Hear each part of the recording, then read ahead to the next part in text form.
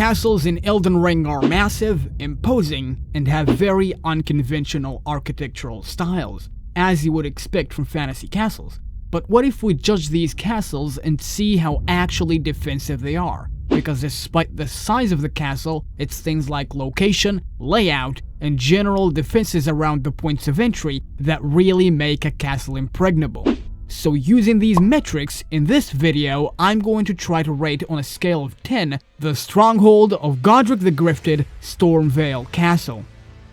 This will be the first video of a series where I review and rate Elden Ring castles, but only if this video gets 100 likes, otherwise who the heck I'm posting this for? So if you end up liking this breakdown of StormveiL and want to see me review the other castles, make sure to drop a like. Now, before we start, let's establish some ground rules.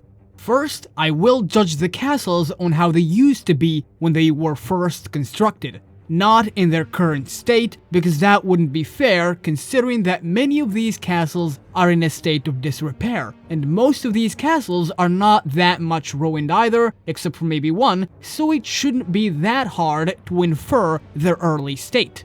Second, I'm going to try to approach this analysis from a real-life perspective, meaning, how do these castles stack up against real-life ones, and how do they fare against normal medieval soldiers and armies using medieval technology? Because if I try to approach this from an in-game world perspective, it won't make a whole lot of sense. And honestly, I have no idea why there are castles in the Elden Ring world. I mean, we got giants that could just jump over the walls and flying creatures. Let's take Castle Morn, for example. What enemies do you encounter there when you first get inside? That's right, flying creatures, and that's probably why they were able to get in. Or maybe there is a reason that justifies castles being here. I haven't really delved into the full lore of this game.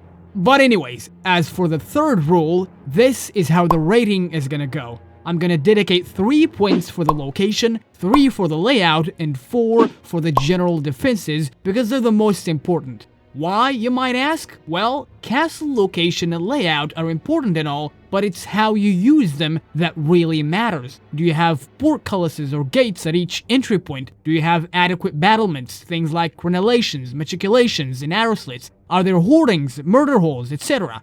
So, enough of all of that, and let's get into this analysis. StormveiL. This thing is huge, and I can tell you from now, this is a good castle. But still, it's not without its flaws. So let's start with the location. It's built atop a giant hill, which is amazing already. Approaching the castle from the front, we have a very narrow path here, which seems to act as a natural bridge, as well as a big hole on that side and a cliff on this side. At the western side of the castle, we have a giant cliff and then just the open sea. As for the east, it's also just cliff. Now for the back, we have very steep terrain which comes against a giant boggy marsh that is almost all walled off with steep cliffs. Swamps are a nightmare to traverse, especially for large forces, and even if they did get here, look at that giant wall. So we're gonna be sure that no significant force would attack from behind.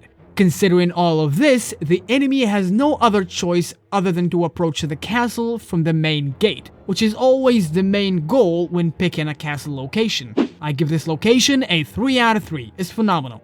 As for the layout, we have 3 baileys, and the word bailey, by the way, refers to these separate walled off sections of a castle. So yeah, 3 separate baileys, which is great. That means the enemy has to go through a whole lot of defenses before they could reach the main keep. Not only that, the layout is very confusing. As you can see, the gates that lead to these baileys are very offset from one another, so the enemy can't just make a beeline for the main keep. They have to twist and turn in this very confusing layout, all the while being shot at from atop all of the battlements. And that's if they manage to get through the first gate. But before even reaching the main gate of the castle, you have to go through a tunnel which has portcullises at the entrance and the exit. 3 out of 3, this is a great castle layout. Now let's look at the defenses. Starting at the tunnel, as I said, we have a portcullis here at the entrance, as well as an entire gatehouse built around it. Going through the tunnel, a few murder holes on the ceiling would have been a great addition, but I'm just nitpicking at this point. At the end of the tunnel, we have another portcullis. After that, we walk on this narrow path, which has a gatehouse in the middle of it. This would have been great if it had a portcullis or a gate, but as you can see, this entrance seems to have never had anything like that. It would have been very easy to just put one here, so this is a real missed opportunity. Moving on beyond this useless gatehouse, we can finally see what I consider the main gatehouse of the castle, even though we just walked through one at the start of the tunnel. But before even that, we have two towers which are attached to an external wall. And as you can see, some of the towers and the ramparts have these weird golden battlements, which they sure look pretty, but I don't think they provide the most optimal cover. And on some square towers, there is this other version of the golden battlements, which are slightly better in my opinion. Not only that, we also have some normal battlements, which are great. They even have arrow slits in them. As for matriculations, you know, these things, there are none in this entire Elden Ring world. What a shame. We only have some decorative overhangs, that's it. Matriculation! Anyways, the main gatehouse here is good, although I think it's a bit too big for its own sake. But moving beyond that, we get to the first bailey, which is very defendable. We got towers and ramparts everywhere.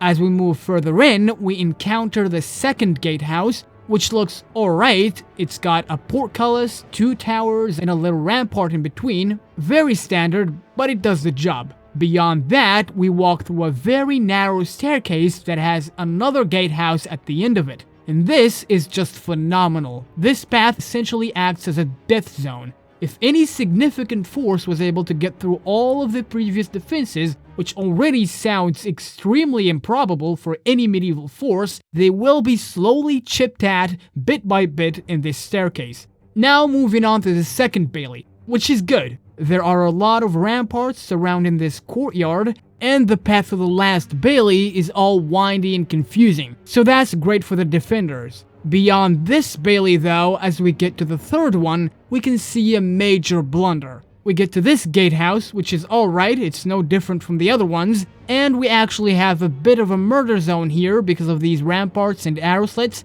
but there is literally no portcullis or gate here. It's just tunnel. They could have easily put even two portcullises at both ends of this tunnel, so that's a huge miss. It wouldn't even have interfered with any game level design because they could have just raised the portcullis like they already did with all of the other ones. Anyways, moving on beyond this blunder, we get to the third and final bailey. It's all enclosed, high walls, high towers and everything, and the main keep, which I assume this is the main keep, this is the hardest point to reach in the whole castle, it's pretty good. It doesn't have any windows, although it could have used some arrow slits, and it has a pretty heavy gate.